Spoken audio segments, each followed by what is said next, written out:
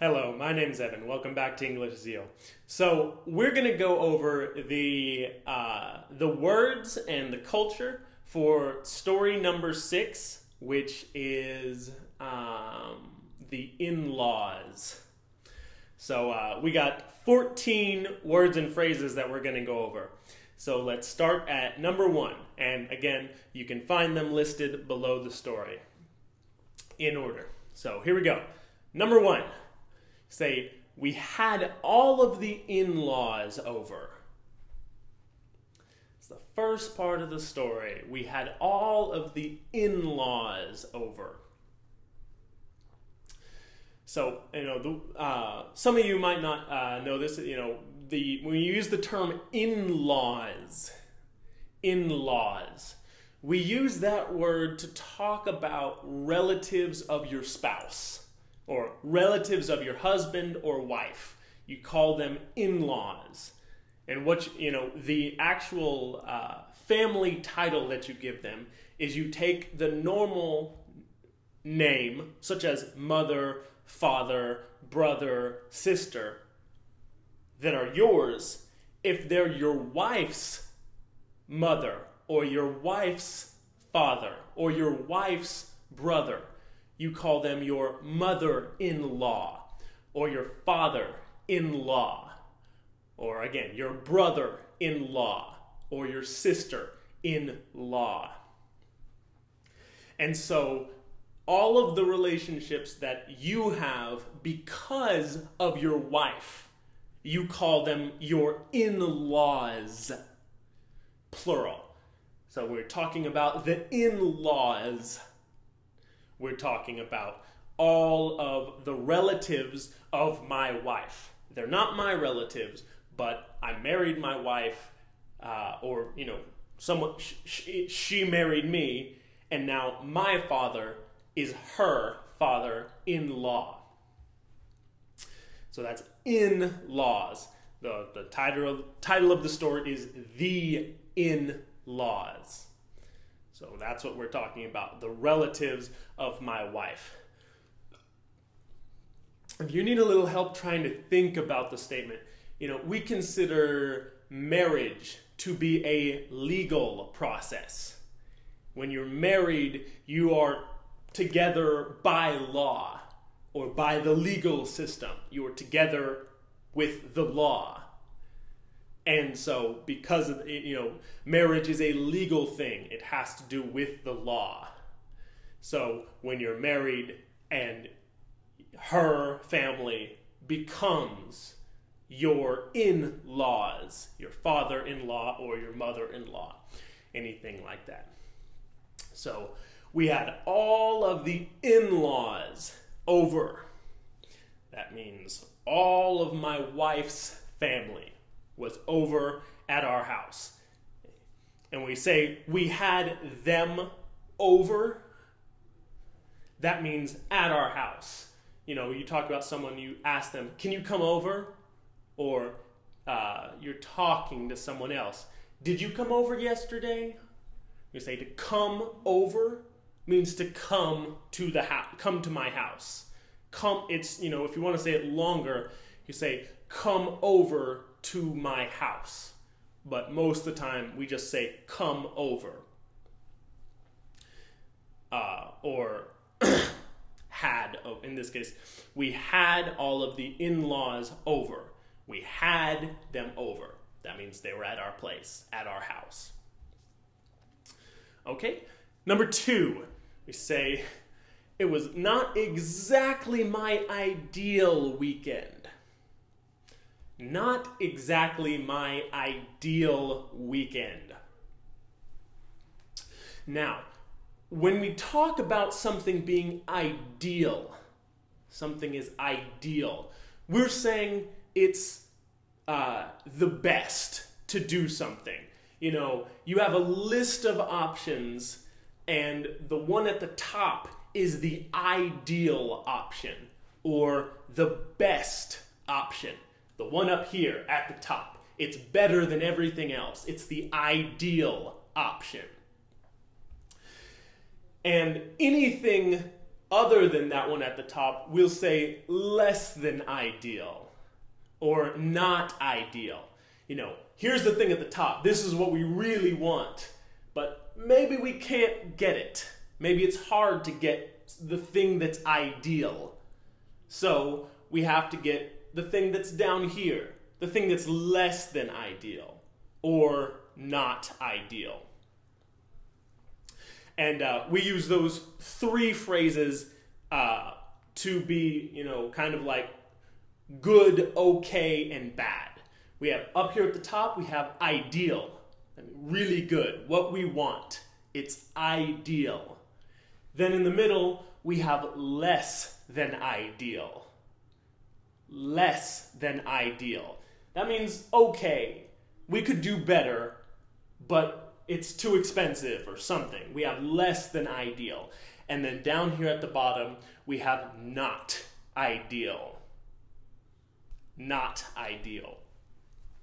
So in this case, number 2, we say, it's not exactly my ideal weekend. So, we're saying that I don't want this weekend. This is not fun for me. It's not exactly my ideal weekend. It's said with a little bit of sarcasm too. Not exactly my ideal weekend.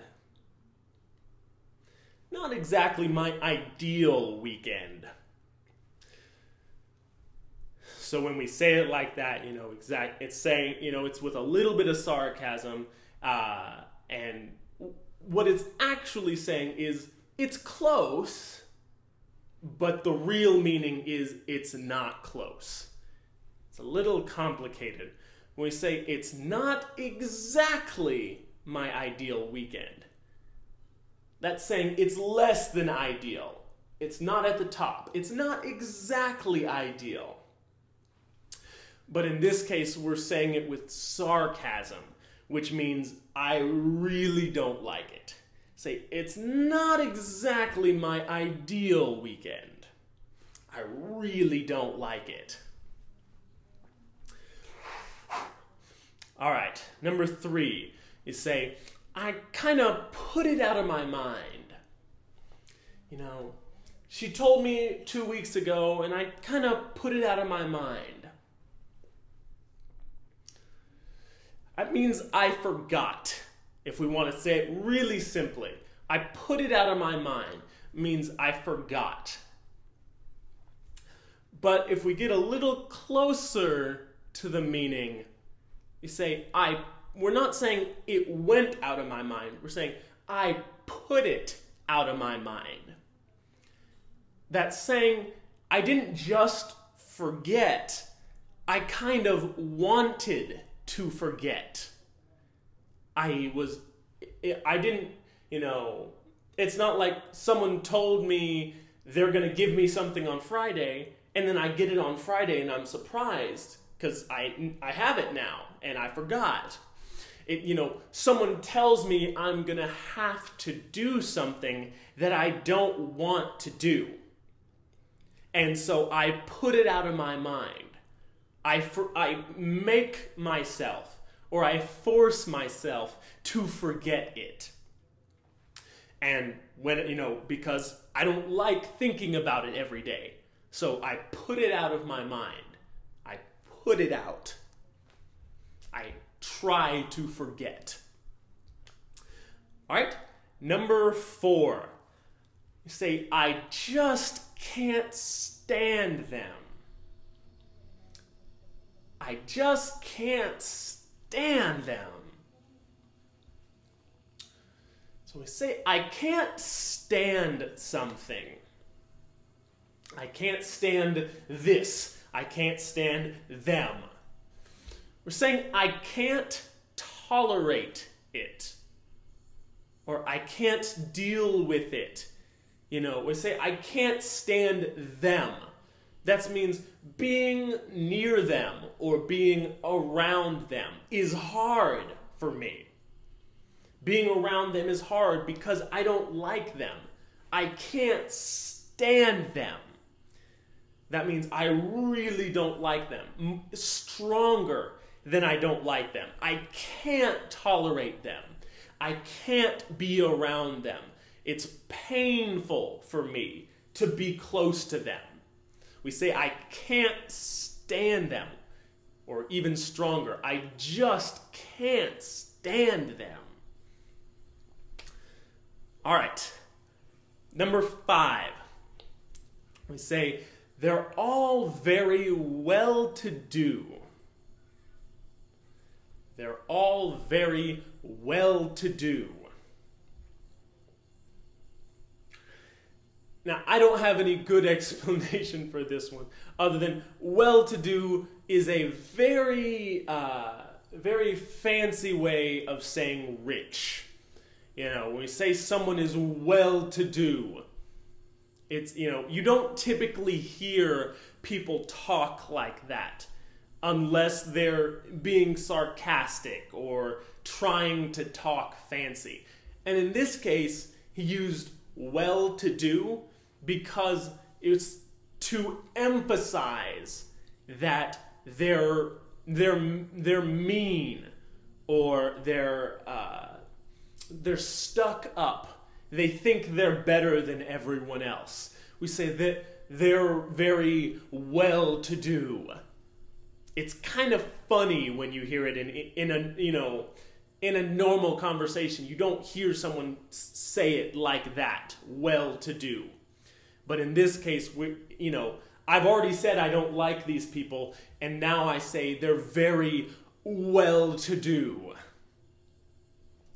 That exactly means when you hear that, you understand I'm about to tell you some of the problems they have, or some of the problems that I have with them. They're very well-to-do. It's insulting them by saying that. Because you kind of get the feeling for it. You would never say that about a normal person. You would only say that about someone you're about to talk bad about.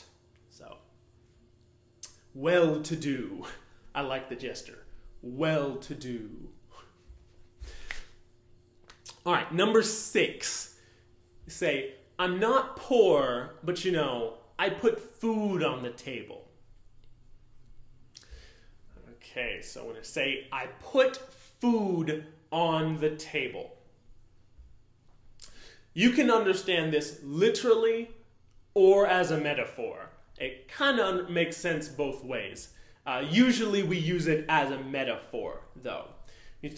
Talk about, I put food on the table. It means that I earn money. When I say I put food on the table, that means I do my job and earn money enough so that I can buy food to feed my family. So, that's a very straightforward what it means. I put food on the table. It means I make enough money to feed my family. But we also use it a lot, we usually use it to mean a little bit more than that. Not only do I put food on the table, but I also pay the bills. Usually when we say, I put food on the table, it means I pay the bills, including food. I pay for the food and the house and the bills, all that stuff. I put food on the table. Again, we say, I put food on the table. Means I provide for my family, or I earn enough money to help my family, or to support my family. All right. Number 7, we say, it's just brutal being around them. It's just brutal being around them. Now, first I'm going to talk about brutal, and then I'll talk about the sentence. So when we say something is brutal, we're saying, we typically use the word brutal when we're talking about violence. Violence. So we say, the man was brutally hitting someone. That means he was hitting him really, really trying to hurt them. Or, we say, the punishment was brutal. The punishment was brutal. When we say the punishment was brutal, that means it was really bad, usually physically. It can mean with words or verbally, but usually when we're talking about brutal, it means, physically bad. Something is brutal. It's physically bad, really painful to someone else. And so in the sentence we have, it's just brutal being around them. Now, the word, when you think about brutal, really strong violence or really angry words, to say that he's being brutal, it doesn't really make sense to put that word in here, but we use it a lot to say that a situation's really uncomfortable, or, it's very strong, saying that a situation's uncomfortable, or that a situation is painful to be in. A lot of times we use it when something's uncomfortable or awkward. We'd say, I went to go talk with those people over there and it was brutal. No one was saying anything. Just really awkward or a difficult conversation. It was brutal. We use it quite a bit. We use it a lot in English. You say that it's just brutal being around them, saying it's really bad, really difficult. Halfway through, let's keep going. Number 8, say all they want to talk about is just these stupid cliches.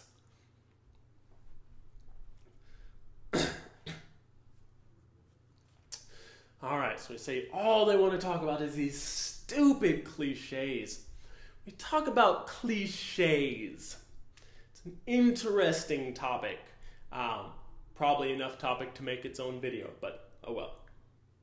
When we talk about cliches, we're usually talking about things that people say all the time that don't mean anything. A lot of times we use cliche a lot for things that people say that they think are profound or that they think are very intelligent, that show that things that people think show that you're intelligent, but that people say them so much that they're annoying. See, it's a cliche. It's a stupid cliche. People say it all the time, and they think it's so cool, or they think it's such a big deal or so important, but it's not, because people say it so much. They say it so often. So those are what we call cliches. And a lot of times you'll see cliches along with metaphors, because a lot of metaphors people also consider cliches, or they consider them cliche. I'm trying to think of one. There's a lot of them. Just these short little things. We have one in English. Just the early bird gets the worm. It's a metaphor, and what it means is people who wake up early in the morning are more successful. So we say the early bird, and we use early bird in English a lot of times to mean someone who wakes up early. The early bird gets the worm. You think birds eat worms from the ground. The early bird gets the worm just means someone who wakes up early is more successful. And it's a metaphor in English, but people use it a lot. And so it's cliche. It's a cliche. people use it so much that it doesn't matter anymore. It's not, people think it's profound or intellectual or smart, but it's not. It's just stupid because people use it so much. So just these stupid cliches. All right. And this part of the story may be a little difficult for you to understand because when I'm telling the story, it's just talking about a lot of these things that they talk about and kind of saying a lot of just quick things really fast. So just understand that part of the story. I'm talking about the cliches that they say, oh, our car, our house. Just, it doesn't really matter what's being said. I know it's kind of hard to understand, but you can just kind of skip over that part if you're having trouble understanding it. So number 9, say, all they want to do is talk about, I was playing golf, I did this, and just brag about everything they can. Again, this is kind of a long one, but in the middle of it, we talk about playing golf. All they want to do is talk about, I was playing golf, and brag about everything they can. In the U.S., and probably a lot of other places too, golf is considered a rich person's game. Almost everyone that you see playing golf is a rich person in the U.S. It's almost a status symbol to play golf. And because of that, people like to talk about it.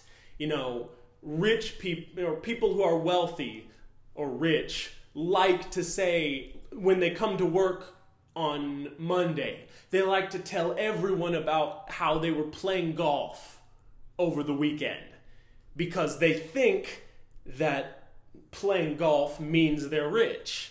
They think if they tell other people that they were playing golf, other people will think they're rich or they have more money.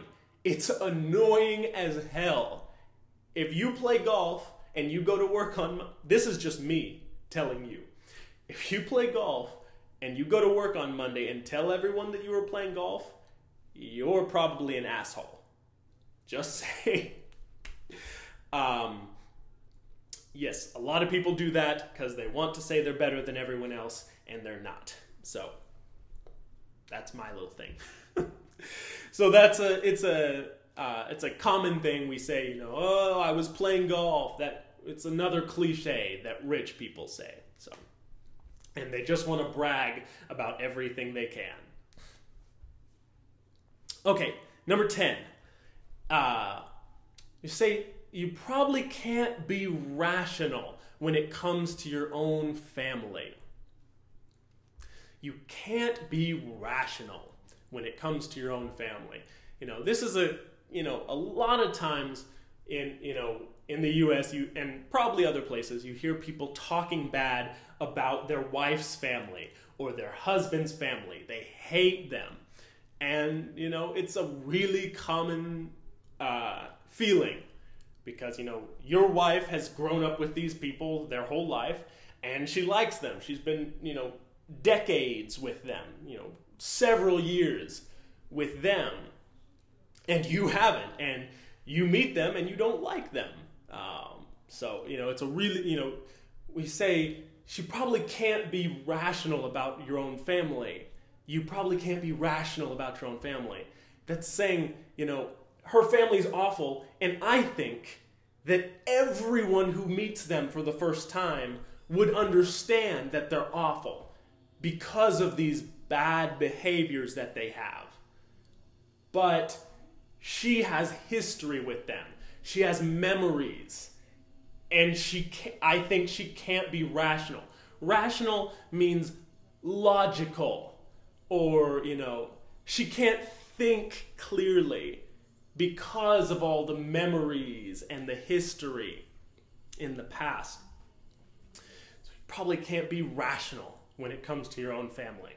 All right, number 11. while this, jukebox is blabbing on right in front of me. This jukebox is blabbing on right in front of me. Now, a jukebox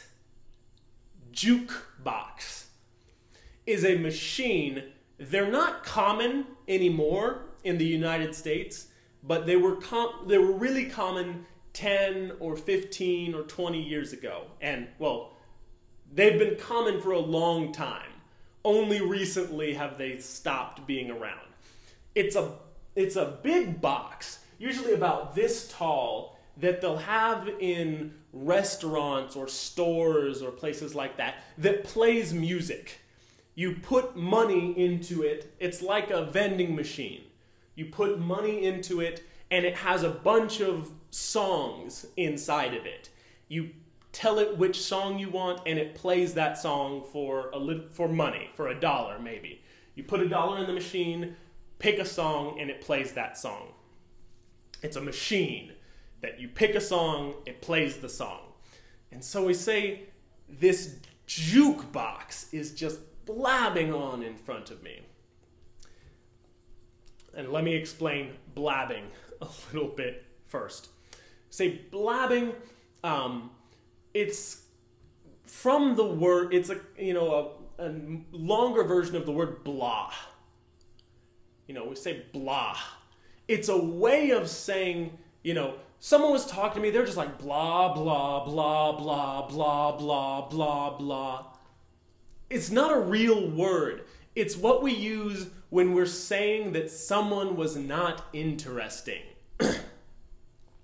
We say blah. If we're making fun of someone talking that wasn't interesting, we say blah, blah, blah, blah, blah, blah, blah. As, instead of saying what they actually said, we say blah, blah, blah, blah, blah. It's not a real word. It's just what we use to make fun of people talking if they're not interesting or if we don't like what they're saying. And in this case, we kind of turn it into a verb, blabbing. Blah, blabbing. It's kind of similar in my mind. Basically, it's not a real word either, but basically it just means talking without purpose or talking in a way I don't like. It means blah, talking in a way that's like blah, blah, blah, blah, blah to me. It doesn't mean anything to me. It's not important to me. I don't like it. We say just blabbing on. He's just blabbing on. And sometimes, it's because it's not a real word, sometimes people will add extra or take syllables away from it. Sometimes you hear blabbing, sometimes you hear blabbering. But basically, if it has that part blab plus anything else kind of means this. Just uninteresting speech. Blabbing, blabbering, blabbergasting. That last one wasn't real, but anything that has blab in it is not a real word. If you see that blab, know that it's talking about uninteresting speech. So, back to the beginning. This jukebox is just blabbing on right in front of me. So we say blabbing, and we know that means uninteresting speech. But instead of saying this person is blabbing, he said this jukebox is blabbing. Now, the use of jukebox here is to say that it's like a machine. We're not talking about music or anything like that. You remember the jukebox, the machine, you put money in and it plays a song. It's exactly. The jukebox isn't thinking.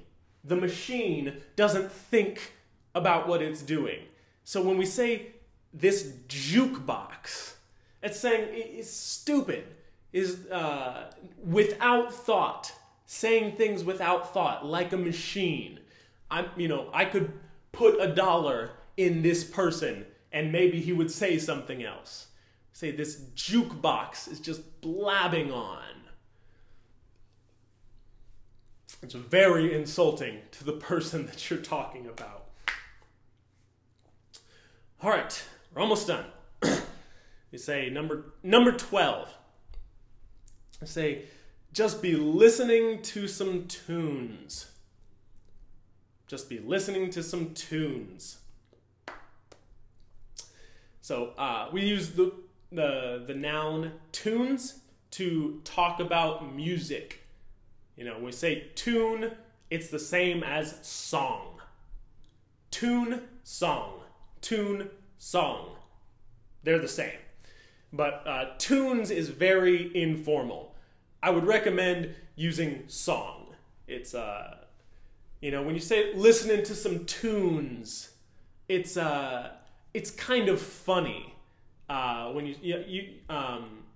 The reason it was used in this story was because it's a funny situation. He's telling a joke. You say, I wish there were headphones that I could put in my ears that other people couldn't see. That way I can just be listening to some tunes. It's part of the joke. If we were just telling a story, we would almost always say songs. Because the word tunes is funny. It's kind of funny when you say listening to some tunes. All right, number 13. You say, Number 13. I just went and hung out with my buddies for a while. All right, so again, last story we talked about hang out. Hang out just means be around. I hang out just means to be in a conversation, or, not even a conversation, just to be together with a friend. You're together with a friend, you're hanging out. So we say, I just went and hung out with some of my buddies. Or I went and hung out with my buddies for a while. And again, the word buddies is the same as the word friends. Buddies, friends. Buddies, friends. But again, the word buddies is funny. It's again another word you probably shouldn't use unless you really get an understanding of it. Because you say, I just went and hung out with my friends for a while. That's how you would normally say it. When you say I hung out with my buddies for a while, it's kind of funny when you talk about hanging out with my buddies. It's kind